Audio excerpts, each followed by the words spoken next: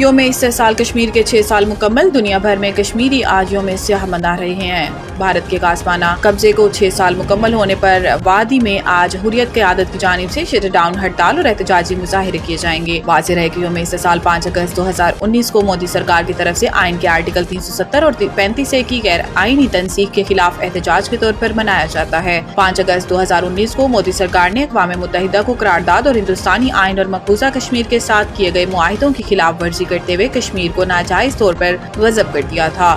غیر آئینی اقدام کے بعد مقبوضہ کشمیر میں تحریک آزادی میں شدید اضافہ دیکھنے میں آیا۔ تحریک آزادی کشمیر کو کچلنے کے لیے مودی سرکار نے 1.5 سال تک مقبوضہ کشمیر میں انٹرنیٹ اور ٹیلی فون ریسیورز کو معطل کیے رکھا۔ کشمیر میڈیا سروس کے مطابق 5 اگست 2019 سے اب تک 1100 سے زائد املاک نظر آتش اور 21,000 سے زائد کشمیری جیل میں قید کر دیے گئے ہیں۔ یوم استحصال کی مناسبت سے پاکستان اور آزاد کشمیر میں عوامی ریلیوں اور اجتماعات کا انعقاد کیا گیا۔ پی ٹی آئی احتجاج راولپنڈی میں سیکیورٹی سخت 10 اگست تک دفعہ 144 نافذ۔ ضلع انتظامیہ کے مطابق شہر میں 10 اگست تک دفعہ 144 نافذ ہے، جس کے تحت ہر قسم کی احتجاجی ریلیوں، لاؤڈ سپیکرز کے استعمال اور مظاہروں پر مکمل پابندی عائد کر دی گئی ہے۔ مری روڈ سمیت شہر کے مختلف علاقوں میں پولیس کی بھاری نفری تعینات کر دی گئی ہے۔ ذرائع کا کہنا ہے کہ مرٹ چوک، لیاقت باغ، کمیٹی چوک، رحمان آباد، ڈبل روڈ اور فیض آباد جیسے حساس مقامات پر بھی اضافی فورس تعینات کی جائے گی، جبکہ مختلف چوراہوں پر قیدی وین بھی کھڑی کر دی جائے گی تاکہ کسی بھی ہنگامی صورتحال میں فوری کارروائی ممکن ہو۔ اڈیالہ روڈ پر مختلف مقامات پر پولیس نے ناکے لگا دیے ہیں اور جیل کی جانب سے جانے والی ٹریفک کی سخت چیکنگ کی جا رہی ہے۔ اڈیالہ جیل کے گیٹ نمبر 5 پر بھی پولیس کی بھاری نفری تعینات کر دی گئی ہے تاکہ امن و امان کی صورتحال کو قابو میں رکھا جا سکے۔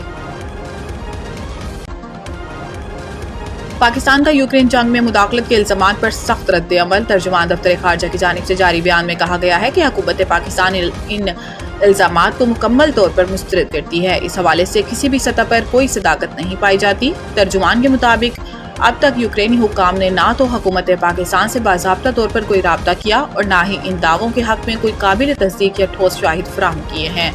پاکستان اس معاملے پر یوکرین سے باضابطہ رابطہ قائم کرے گا اور اس نوعیت کے الزامات کی وضاحت طلب کی جائے گی۔ دفتر خارجہ نے واضح کیا ہے کہ پاکستان یوکرین تنازع کے پرامن اور سفارتی حل پر یقین رکھتا ہے اور اقوام متحدہ کے چارٹر کے اصولوں کے مطابق بات چیت کے ذریعے مسئلے کے حل کی بھرپور حمایت کرتا ہے۔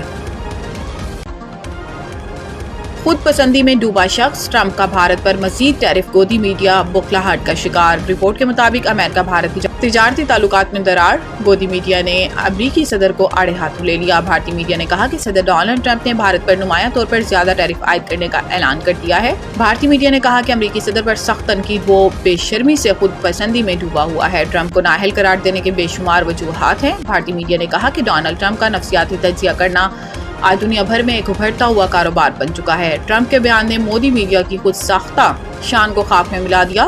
بھارت پر اضافی ٹیرف کے اعلان نے مودی کی ناقص معاشی پالیسیوں کا پول کھول دیا۔ دنیا کی تیسری بڑی نام نہاد معیشت بننے کا دعوے دار بھارت امریکی ٹیرف وار برداشت نہ کر سکا۔ مودی کی سفارتی ناکامیوں پر پردہ ڈالنے والا گودی میڈیا آج بھارت کی عالمی رسوائی کا سبب بن گیا۔ گودی میڈیا نے ٹرمپ کو ذہنی مریض، خود پسند اور نااہل قرار دینا شروع کر دیا۔ امریکی صدر نے مودی سرکار کی جھوٹی معاشی برتری کا پردہ چاک کر دیا۔ اسلام آباد کے مختلف علاقوں میں موسلادھار بارش کے بعد موسم خوشگوار۔ ذرائع کے مطابق شہر قائد کے مختلف علاقوں میں بھی رات کے وقت کہیں ہلکی بارش تو کہیں بوندا باندی ہوئی۔ محکمہ موسمیات کے مطابق آج بالائی پنجاب کی تپوٹھوار، اسلام آباد، خیبر پختونخوا اور کشمیر میں چند مقامات پر موسلادھار بارش کا امکان ہے۔ خیبر پختونخوا میں مونسون بارشوں کی پیشن گوئی کی گئی ہے۔ محکمہ موسمیات کے مطابق 7 اگست تک صوبے کے بیشتر اضلاع میں بارشوں کا امکان ظاہر کر دیا گیا ہے، جس کے پیش نظر پی ٹی ایم نے الرٹ جاری کر دیا۔ اس کے علاوہ سندھ کے ساحلی علاقوں میں مطلع جزوی ابر آلود رہنے اور بارش یا بوندا باندی کا امکان ہے۔